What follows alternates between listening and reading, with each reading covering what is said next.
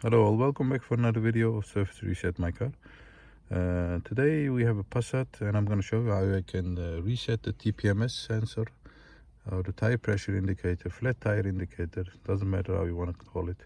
I'm going to show you how you can do that. After changing the wheels or the tires, you have to do this, otherwise if you go on a trip, the indicator will light up and that might bother you. Before we start, I want to mention our YouTube channel, Service Reset My Car. Have a look at our channel. We have more than 350 other videos on how to reset different kinds of different model cars. Any questions, any comments, use the comment area and I'll get back to you as soon as possible. Okay, let's start with this one. For example, let's say you change the tires and you want to get rid of the indicator, the TPMS indicator. This indicator over here. Closer look.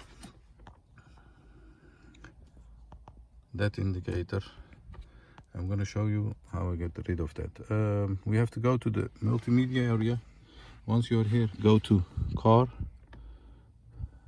go to settings and find the tires, press set, confirm, and the tire pressures are stored.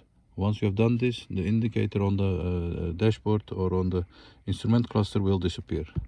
So once again, let's say you are here, go to car, setup, find the tires area, set, confirm, tire pressures are stored, and the indicator over here must disappear.